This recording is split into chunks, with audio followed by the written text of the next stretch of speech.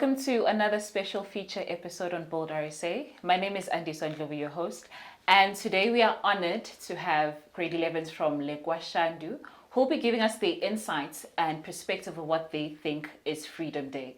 So sit back, relax, and get ready to be inspired while we celebrate the future of South Africa. Today we have Keletso, Unati, and Tebang. Welcome to the show. Thank you for having us, ma'am. So let's get right into it. Let me start with you, Keletso. How would you define freedom, and how do you think it affects your life as a student? Okay, thank you for having us, firstly. So freedom in my own words is having, being free to do whatever that you want, whenever that you want, or think however that you may want, without being, without your right being limited. You understand? So I feel like freedom influences me as a student because, as we all know, schools, they enforce freedom. And Yes. how so, you may ask? Maybe there is freedom of information at schools, for example. You do have the right to consume any knowledge that you want without your right being limited. So I feel like that is the way freedom influences me as a student. Do you think you practice your freedom in school? I do practice my freedom in school, man. How so? As I've mentioned, freedom of information. Yes. Of course, if you have a right, you also have your responsibilities. So my right is to get the education that I have to get. What is my responsibility? My responsibility is to study so that I make sure that I use my right effectively. Okay. Yes, Thank you for that. Tebang, can you share a personal experience where you thought your freedom was either respected or restricted, and how did you go about handling it? Okay, thank you for having us again, ma'am. To me, I'll say I've experienced like my freedom as being it was not I haven't experienced like my freedom being limited, because like at school there are extramural activities like your debate, sports and stuff. So I feel like there is freedom in school, and they are not limited because as you know that we learners are not the same, right? Yes. We can be succeeding academically, all of us, right? When it comes to debate and stuff and sports, I participate mostly on RCLs and debate. So I feel like our freedom is being expressed more than limited in school. So yeah, that's kind of what I've experienced when it comes to freedom in school. Okay, so you felt your freedom was not limited, Yes. rather you were able to express it Yes. through being an RCL. Yes. Okay. Onati, how do you plan on exercising your freedom in your academic pursuits moving forward? Thank you. As my teammates have thanked you for having us today. Preferably when I go into tertiary, I plan on exercising my freedom based on my academics, as you have said. But then at the same time, when you are in tertiary level, you have access to as much as information as you want.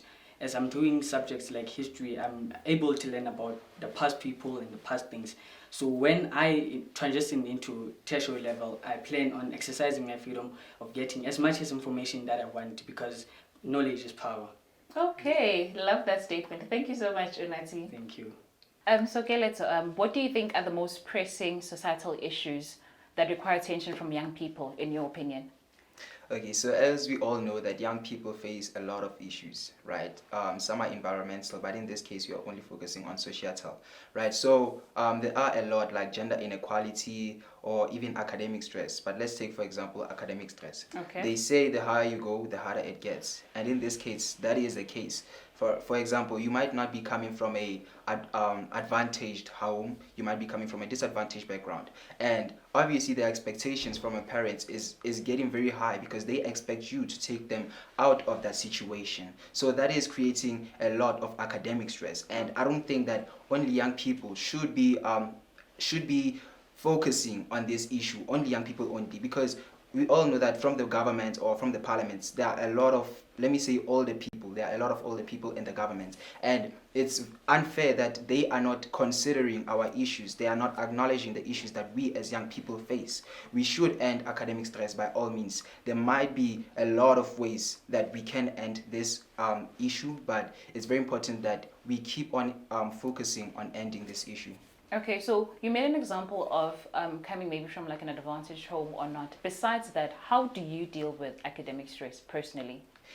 One thing about me is that I work well under pressure. So I mean, if I'm under pressure, I know that I'll get a lot of work done, but obviously I'm a teenager and I also experience a lot of problems, and academic stress is one of them. But what I'll just tell you is that I am a person that works very good under pressure, so I can handle it very well. Very well. Okay. Yes, ma'am. Correct.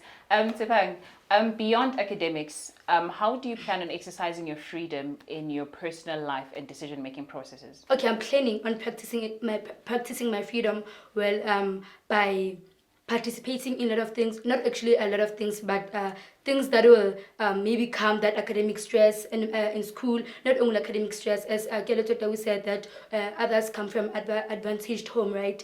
And in my school, it's a public school, right? So like mostly, I can't say we all come from advantaged homes. You see, so like practicing it is like by practicing our freedom at school as having maybe classes whereby maybe like a girl empowerment or boys empowerment, whereby we have classes, we discuss our problems with peers. When you hear your a problem from your peer, that's where you're able to help each other. And maybe if you talk to our teachers in those classes, then we will maybe we'll talk like more about what's going on in our lives and experience. Yeah. So that's the method that you use to calm your academic stress. The method that I use to calm my stress is like when I talk to my peers, that's where I'm able to calm whatever that's going on to me. Because like if I keep it to myself, it's not going to be solved. Yes. So the more I talk to my peers, that's more I can lower my stress or whatever that I'm facing or I'm going through. All right. Yes. Fine. Thank you. So Unati, as Skeleto dived a bit into the societal issues, how do you see yourself contributing into advocating for change with regards to the societal issues in future? As we know, as mostly as youth, let me not rather say teenagers, youth, we face many societal issues. Yes. Many of them being cyberbullying and all those things, and many we've seen all over around the world, especially in South Africa, activists are being violated by the police officers when they're trying to exercise their rights and voice out the issues. They're being beaten up by the police. So I see myself contributing to decrease in these societal issues by joining into the human rights activism and also helping those in disadvantaged homes, those homeless kids. And probably when I have money in the future, I will try to build shelters for homeless people, because as we know, homeless people didn't wake up and decide to be homeless. There were societal issues, domestic issues that led them to being in the streets. So, and most of them are not getting the help they need because so they dive into drugs and all those things. So they find solace in those drugs and substance abuse. So I see myself contributing and helping disadvantaged people in making their lives better. That is a very insightful answer. Keleto, are there any skills that you think one needs to have so that they can fully be able to advocate for societal issues and change? I do think that there are required skills for advocacy. For example, communication skills. As an advocate, you might find yourself talking to people in the highest position, the higher positions. And if you don't know how to communicate properly, chances are your voice might not get heard, because this is South Africa. We know what our country is like. And also emotional intelligence, as we are advocating, of course, we want change, we want freedom, but we have to also manage our emotions, because if you don't manage your emotions properly, you might find yourself in an uncomfortable position. Also research skills. It's very important that you do your research about the matter that you are facing. Because we know that there are a lot of problems in our country. There is a lot of inequality, and if you didn't do enough research about that particular matter, chances are, your concerns might not be heard and your problems might not be solved. I'm actually so blown away by your answer. Are you guys showing in grade 11? Yeah. That was actually a very intelligent answer, especially when it comes to emotional intelligence, because I think that's where we are human beings after all. So I think that maybe would blur how we handle situations, especially if we want to advocate for change. So that was a very good answer. Thank you. So Tepang, tell me, what role do you think education plays in individuals to exercise their rights into societal change? Oh, okay, ma'am. Firstly, education plays a crucial role in students exercising their rights in freedom and expressing their freedom. Like, firstly, we're learning many skills in schools, like listening skills. If you don't have like listening skills and maybe you want to make a change in the world or something, then you won't be able like to listen to the need or what's going on in the world, and then you'll be like, I want to make this I want to make something a change, yet you're not good at listening things. And another thing is like your RCLs and your gems and BAMs.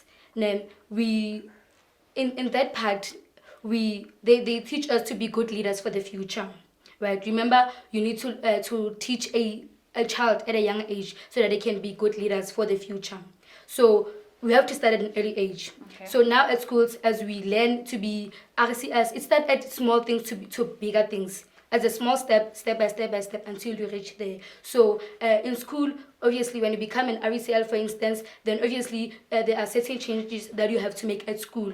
You learn from those changes. If you practice to make changes in the school, that you'll be able to make changes for the future. Like if you want to be maybe president for the future, or you want to be a leader for the future, obviously you learned already in high school, right?